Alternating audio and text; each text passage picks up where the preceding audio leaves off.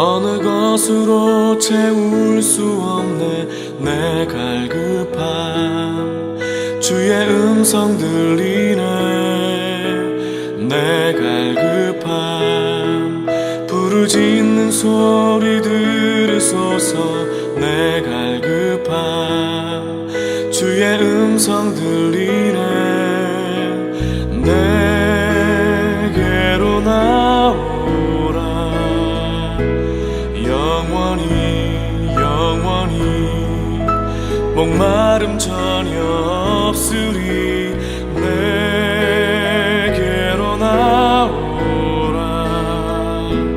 가까이 가까이 생수의 근원 되신 주께 내게로 나오라. 영원히 영원히 목마름 전혀 없으리. 내게로 나오라. 가까이 가까이 생수의 근원 되신 주께.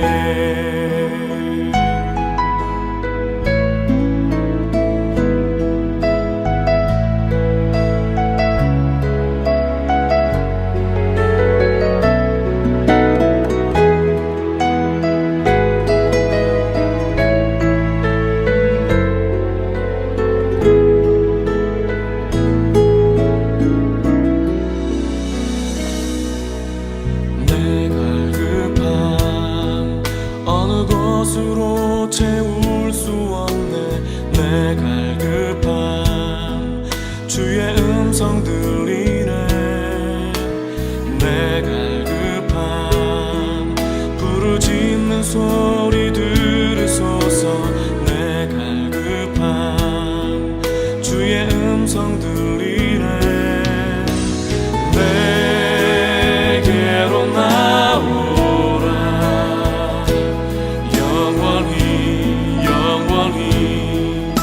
목마름 전혀 없으리.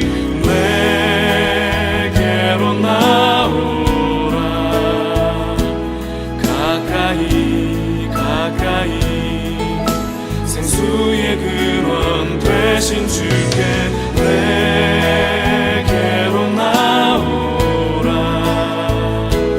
영원히 영원히 목마름 전혀 없으리. 내게로 나오라.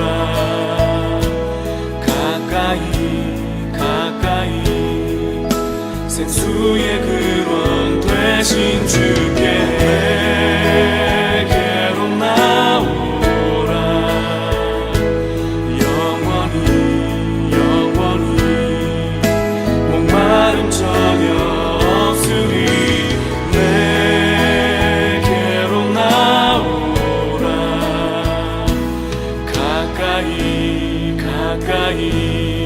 가까이 가까이 생수의 근원 되신 주께.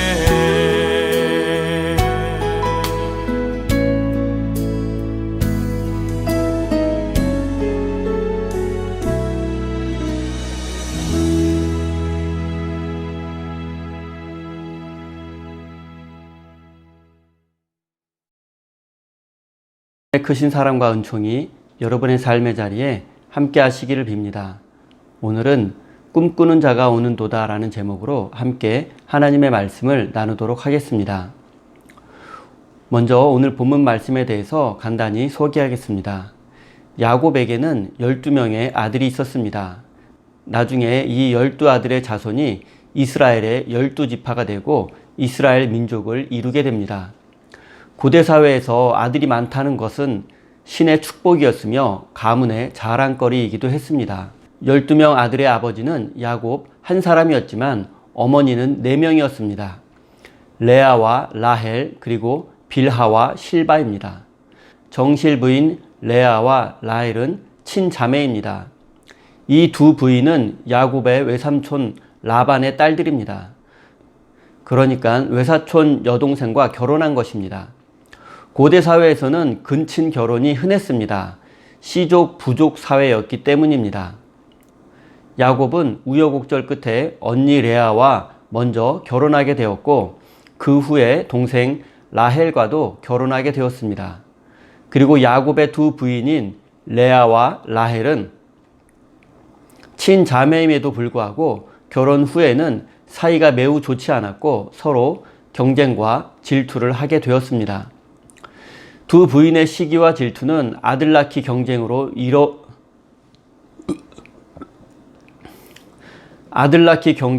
이어지게 되었습니다. 언니인 레아는 먼저 아들을 낳았고 결국 6명의 아들을 낳았습니다. 아들을 낳았기 때문에 아들을 낳지 못한 여동생이자 둘째 부인인 라헬을 구박하기도 했고 무시했습니다. 결국 라헬도 뒤늦게 아들 둘을 낳게 되었습니다. 야곱은 자신이 사랑했던 아내 라헬이 아들을 낳다가 죽게 되자 라헬이 낳은 아들 요셉을 더욱 사랑하게 되었습니다. 아들이 12명이나 있었지만 아버지 야곱은 그 중에서도 요셉을 제일 사랑했습니다. 그래서 형제들 사이에서 동생 요셉을 향한 시기와 질투와 미움이 생겨나게 되었습니다. 야곱은 12아들이 있었고 요셉은 그 중에 11번째 아들이었습니다. 보통 고대 근동사회의 간습으로 보면 큰아들 루우벤이 가장 큰 사랑을 받아야 했고 재산 상속에서도 가장 유리했었습니다. 그런데 아버지 야곱은 11번째 아들인 요셉을 가장 사랑했고 그에게만 채색옷을 입혔습니다. 채색옷은 당시 고대 사회에서 가장 귀한 옷이었고 왕들이 즉위식을 할 때 입는 옷이기도 했습니다. 그런데 11번째 아들 요셉은 그 채색옷을 평상시에 입고 다녔던 것입니다. 아버지 야곱이 요셉을 얼마나 사랑했었는지를 짐작할 수 있는 대목입니다. 요셉은 2가지 꿈을 꾸었고 그 꿈의 내용을 형들에게 말해 주었습니다.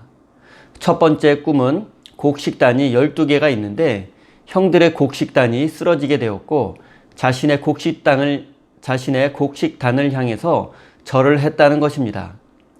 12개의 곡식단은 12형제를 의미하고 쓰러진 11개의 곡식단이 요셉의 곡식단을 향해서 절했다는 것은 형들이 동생 요셉을 향해서 절을 했다는 것을 의미합니다.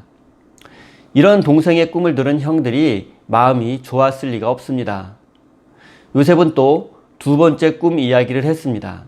이번에는 해와 달과 11별들이 자신에게 절을 했다는 내용입니다. 해와 달은 아버지와 어머니를 상징하고 11별은 형제들을 의미합니다. 그러니까 이번에는 한술 더 떠서 아버지와 어머니까지 자신에게 절을 했다는 것입니다. 요셉이 살던 고대 사회는 철저한 가부장 중심의 사회였는데 부모와 형제가 어린 동생에게 절을 한다는 것은 상상도 할 수 없는 일이었습니다. 이런 꿈 이야기를 들은 형제들의 마음에는 동생 요셉을 향한 미움과 증오의 마음이 생겨나게 되었습니다. 그리고 사실 요셉의 평소 행동에도 문제가 있었습니다. 요셉은 형들의 잘못을 아버지에게 고자질한 적이 많았습니다. 또한 아버지의 특별한 사랑을 받는다는 이유로 요셉은 형들과 같이 가축을 돌보는 일도 하지 않았습니다. 그리고 요셉의 미성숙한 인격에도 문제가 있었습니다. 아버지의 특별한 사랑을 받게 되었다면 형들에게 오해를 사지 않기 위해서 말과 행동을 더욱 조심하고 겸손해야 했습니다. 하지만 요셉은 형들과는 다르게 집안일을 돕지도 않았고 화려한 옷을 입었고 오해의 소지가 많은 꿈 이야기를 가감없이 형들에게 말했습니다. 이런 이유로 인해서 평소 형들은 동생 요셉을 매우 싫어하게 되었습니다. 하지만 아버지 야곱은 형들의 마음은 조금도 생각하지 않고 끊임없이 요셉만을 사랑하고 신뢰했습니다.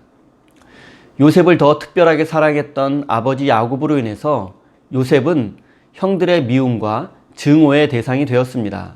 그리고 형들은 결국 동생을 죽이려는 끔찍한 시도까지 하게 되었습니다. 사랑하는 성도 여러분, 누군가를 더 특별하게 사랑할 수 있지만 누군가를 사랑할 때에는 반드시 사랑받지 못하는 사람이 있지 않은가, 소외된 사람이 있지 않은가, 뒤처진 사람이 있지 않은가를 살펴보아야 합니다. 뒤를 돌아보고 주변을 돌아보고 그들에게도 작은 사랑을 함께 나누어 주어야 합니다. 그것이 미래에 일어날 끔찍할 일을 막는 것이기도 하고 그리스도인의 삶의 자세이기 때문입니다. 이런 상황 속에서 아버지 야곱은 사랑하는 아들 요셉에게 한 가지 심부름을 시키게 되었습니다. 나머지 형들이 집에서 멀리 떨어진 세겜이라는 곳에서 양들을 치고 있는데 형들이 양들을 잘 돌보고 있는지 가서 확인해 보고 오라는 심부름이었습니다. 그리고 형들은 멀리서 동생 요셉이 오는 것을 발견하게 되었습니다. 이때 동생을 바라보는 형들의 마음은 어떠했을까요? 무슨 생각을 하게 되었을까요? 18절, 19절입니다. 요셉이 그들에게 가까이 오기 전에 그들이 요셉을 멀리서 보고 죽이기를 꾀하여 서로 이르되 꿈꾸는 자가 오는도다.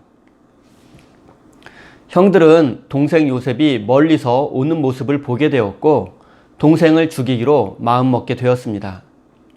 형들의 입장에서 생각해보면 정말로 요셉이 죽이고 싶을 정도로 미웠을 것입니다. 자신들 사이에 있었던 일들을 아버지에게 고자질하고 형들이 자기에게 절하게 될 것이라고 말하기도 하고 심지어는 아버지 어머니까지도 자기에게 절하게 될 것이라는 꿈 이야기를 했으니 얼마나 미웠겠습니까? 게다가 잘못하면 아버지의 유산이 모두 요셉에게 돌아갈 수도 있다는 생각도 했을 것입니다. 그래서 형들은 동생 요셉을 구덩이에 가둬두고 죽이려는 극단적인 생각까지 하게 되었습니다. 물론 동생을 죽이려는 이 형들은 해서는 안 될 짓을 하고 있는 것입니다. 인간이 얼마나 끔찍한 존재입니까?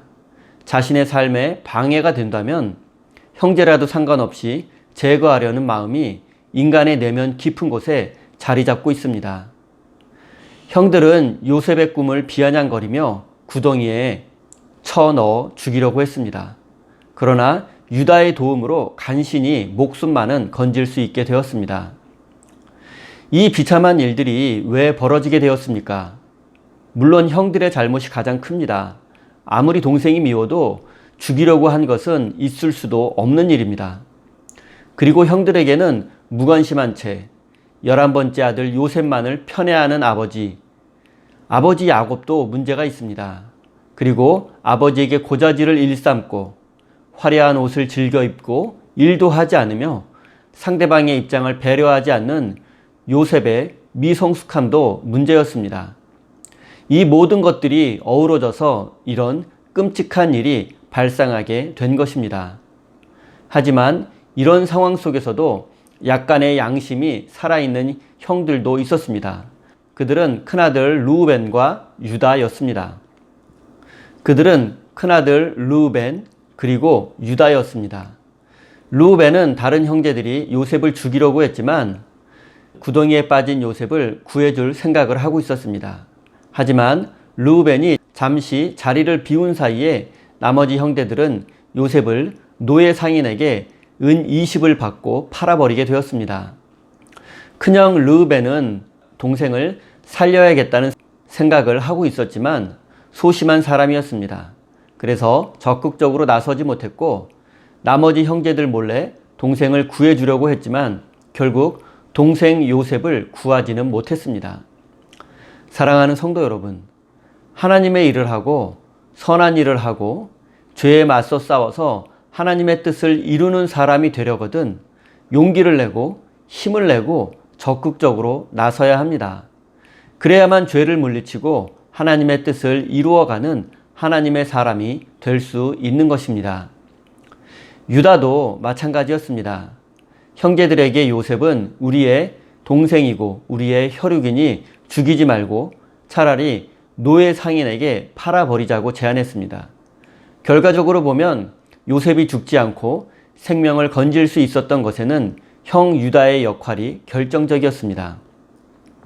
하지만 유다의 행동을 정당화할 수는 없습니다. 동생의 죽음을 막기 위해서 노예 상인에게 팔 것을 제안했는지는 모르지만 동생을 죽이려는 생각이나 노예로 파는 것 모두 있을 수 없는 일입니다. 유다가 그 현장에서 할 수 있는 최선의 일은 형제들의 잘못을 꾸짖고 동생 요셉을 살려내는 것이었습니다. 하지만 그는 최선을 다하지 않았습니다. 르우벤과 유다는 동생을 불쌍히 여기는 마음이 있었지만 적극적으로 그 마음을 실천하지 못했습니다. 인생을 살아가다 보면 요셉의 형들처럼 차별 대우를 받기도 하고 억울한 일을 당하기도 합니다. 그래서 섭섭한 마음이 생기고 마음의 상처를 받고 미워하는 마음, 증오하는 마음이 생길 때도 있습니다. 하지만 하나님의 백성들은 그 상한 마음을 하나님 앞에 고백하고 하나님의 위로를 받고 다시 회복되고 일어나는 사람들입니다. 우리의 마음속에 잠시 미움과 증오의 마음이 있을 수는 있지만 그 마음을 물리치고 우리는 다시 하나님의 마음을 회복해야 합니다. 사랑하는 우리 세임교회 성도 여러분, 하나님 앞에 나아가 위로받고 회복의 은혜를 먼저 경험하시기를 바랍니다. 그리고 하나님 아버지의 마음으로 용서를 베풀고 사랑을 나누어주는 참된 하나님 나라의 백성이 되시기를 예수님의 이름으로 축원드립니다. 다 함께 주신 말씀 가슴에 새기며 기도의 자리로 나아가겠습니다.